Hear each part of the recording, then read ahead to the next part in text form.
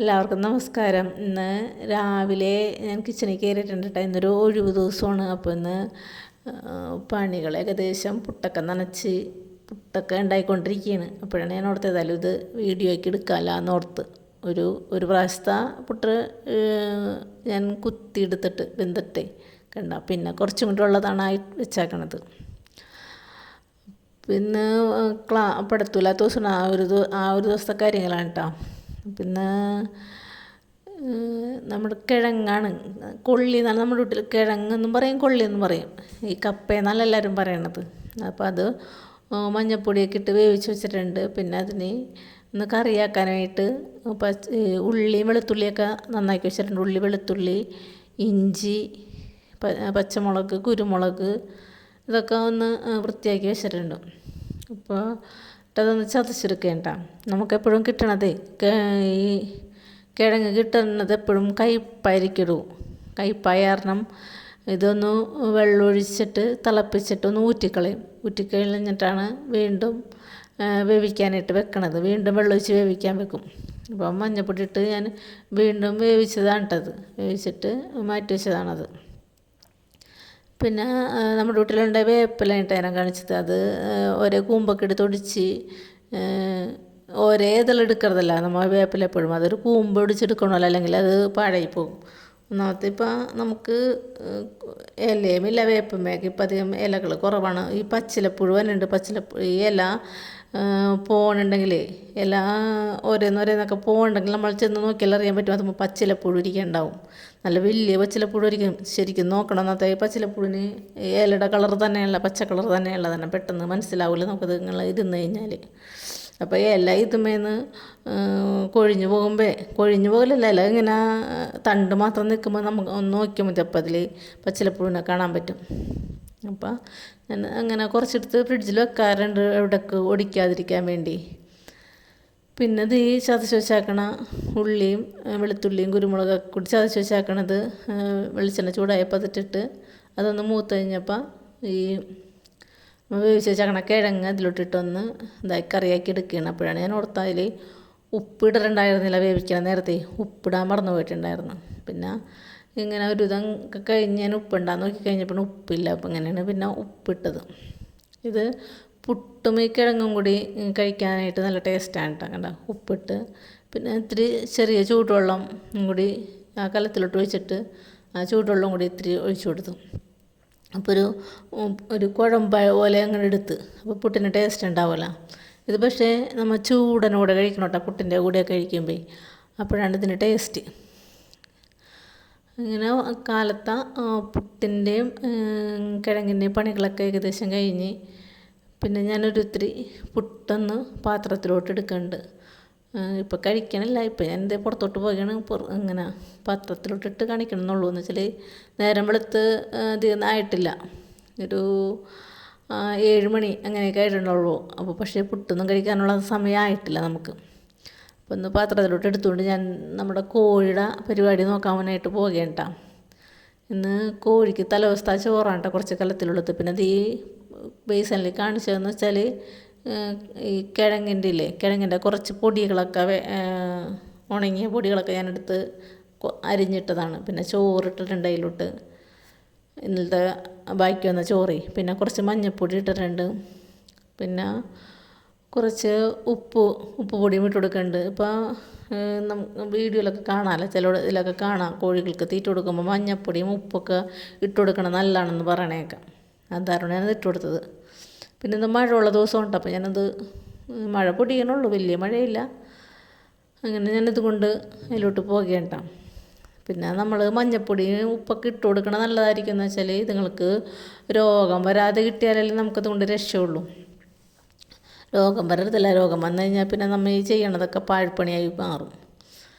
പിന്നെ ഇതിലോട്ട് കുറച്ച് തവിടാണ് ഇട്ട് കൊടുക്കണത്. രാവിലെ നമ്മൾ ഈ തവിടും ചോറും അങ്ങനെയുള്ള സാധനങ്ങളാണ് കൊടുക്കുന്നത്.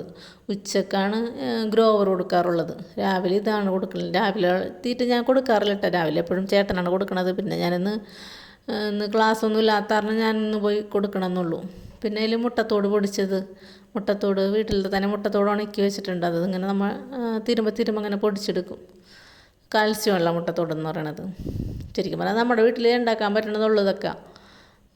പ്രത്യേകിച്ച് ഇത് പോയി വാങ്ങിക്കേണ്ട കാര്യമൊന്നുമില്ല. എന്ന് വെച്ചാൽ കോഴിക്ക് കാൽസ്യക്കുറവൊക്കെ ഉണ്ടാകുമ്പോഴാണ് കോഴികൾ അങ്ങാടും ഇങ്ങോട്ടും കൊത്തു പിടിക്കുന്നതും അങ്ങനെയുള്ള പ്രശ്നങ്ങളൊക്കെ ഉണ്ടാവണത്. കോഴികൾ കൊത്തു പിടിക്കും, അല്ലാണ്ട് ഇങ്ങനെ ചോറ് ഒലിപ്പിക്കണ രീതിയിൽ കൊത്തു പിടിപ്പിക്കണത്. അപ്പോൾ അതൊക്കെ ഇല്ലാതിരിക്കാൻ വേണ്ടിയാണ് ഇങ്ങനെയൊക്കെ ചെയ്ത് നോക്കണത്. പരീക്ഷണങ്ങളാണ് ഇതൊക്കെ.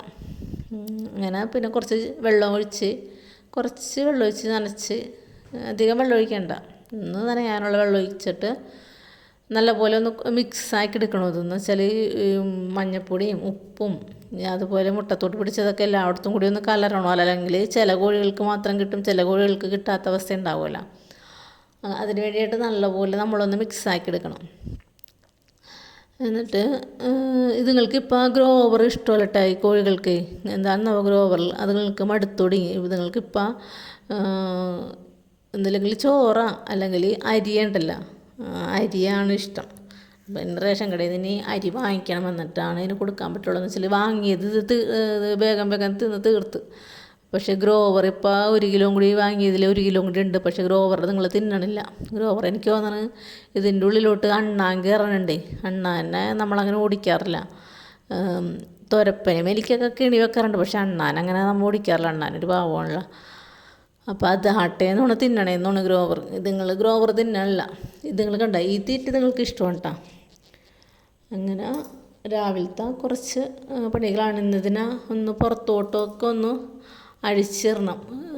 അതിപ്പോൾ എന്ന് വെച്ചാൽ രാവിലെ തീറ്റ കൊടുത്തിട്ട് അഴിച്ചിടുകയുള്ളൂ. അല്ലെങ്കിൽ വെച്ചാൽ പുറത്തോട്ട് ഇറങ്ങിയാൽ ഇതുങ്ങൾ തീറ്റ തിന്നൽ കുറവായിരിക്കും. അതുങ്ങൾ അവിടെ വെറുതെ കാര്യന്വേഷിച്ച് നടക്കും, പുഴുക്കളെ തിന്നും അതൊക്കെ തിന്ന് നടക്കും. അല്ലാണ്ട് നമ്മൾ കൊടുക്കണ തീറ്റ തിന്നൂല. പിന്നെ അതിൽ ചേട്ടൻ ആ മരപ്പൊടി ഇട്ടതൊന്ന് ഇളക്കി കൊടുക്കണം കേട്ടോ.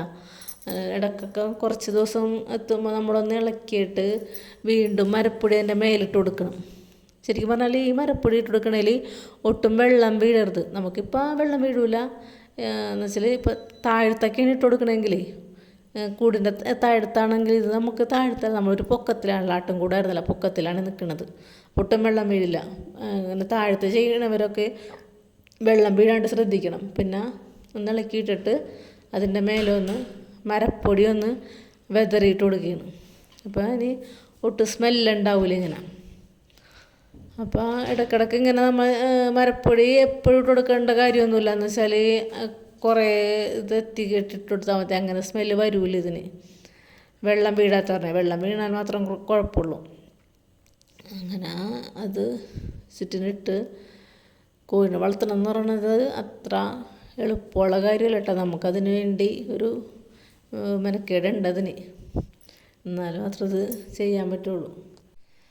മരപ്പൊടി ഇട്ടിട്ടൊന്ന് ഇളക്കിയും കൂടി കൊടുക്കണം കേട്ടോ. അപ്പോഴാണത് കാട്ടവും ഇതും കൂടി ഒന്ന് മിക്സായിട്ട് പിന്നെ അതിൻ്റെ സ്മെല്ല് ഉണ്ടാവാതിരിക്കുള്ളൂ.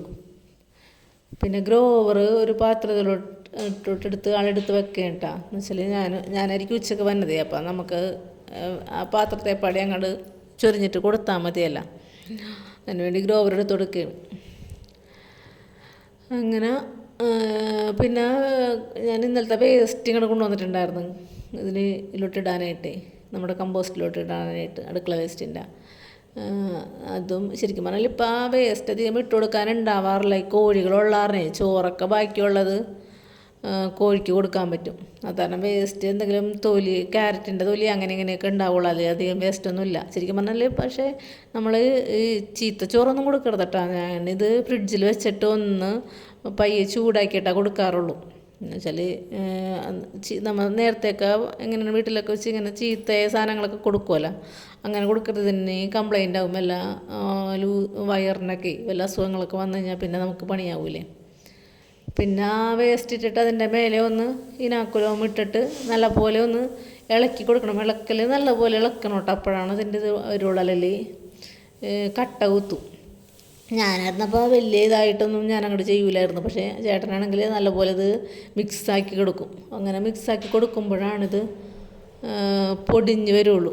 നമ്മൾ വളൂറിന നേരത്തെ പൊടിഞ്ഞ് വരണമെങ്കിൽ ഇത് മിക്സായിരിക്കണം. ഇപ്പം നല്ലപോലെ മിക്സാക്കിയിട്ടിട്ടുണ്ട്. അപ്പോൾ രാവിലത്തെ കുറച്ച് പണികളാണ്. അപ്പം എൻ്റെ പണിയൊക്കെ കഴിച്ച് ഞാൻ ഇറങ്ങിയേട്ടാ. ഇനി എനിക്ക് വേറെ കാര്യങ്ങളൊക്കെ ഉണ്ട് വീട്ടിൽ ചെന്നിട്ട് ചെയ്യാനായിട്ട്. പിന്നെ ഇന്ന് കോഴിനൊന്ന് അഴിച്ചിങ്ങോട്ട് വിടണം. കോഴിനെ തുറന്നിട്ടാൽ മതി, കൂട് തുറന്നിട്ടാൽ മതി, കോഴി തന്നെത്താൻ ഇങ്ങോട്ട് ഇറങ്ങി വന്നോളും. എന്നിട്ട് ഇങ്ങോട്ട് വന്നു കഴിഞ്ഞാൽ ഗേറ്റ് അടച്ചിടും. പിന്നെ ഇറങ്ങി വന്നു കഴിഞ്ഞാൽ പിന്നെ രാത്രി അങ്ങോട്ട് ഗേറ്റുള്ളൂ. രാത്രി ഇതുങ്ങൾ ഒറ്റക്ക് ചെന്ന് കയറിക്കോളും, വേറെ കുഴപ്പമൊന്നുമില്ല. കയറ്റാനും ഇറക്കാനൊക്കെ ഇപ്പം കോഴികൾ പഠിച്ചു പോയി. അപ്പോൾ പിന്നെ വേറെ പ്രശ്നങ്ങളില്ല. ആദ്യമൊക്കെ നമുക്ക് പാടാറുണ്ട്. ആദ്യമൊക്കെ നമുക്കിതിനെ ഇറക്കാനും 2 പേര് വേണം, കയറ്റാനും 2 പേര് വേണം. അപ്പോൾ അങ്ങനെ കുഴപ്പമൊന്നുമില്ല. അപ്പോൾ ഇന്നത്തെ വീഡിയോ ഇത്രയുള്ളൂ. അടുത്ത വീഡിയോ അടുത്ത ദിവസം കാണാം.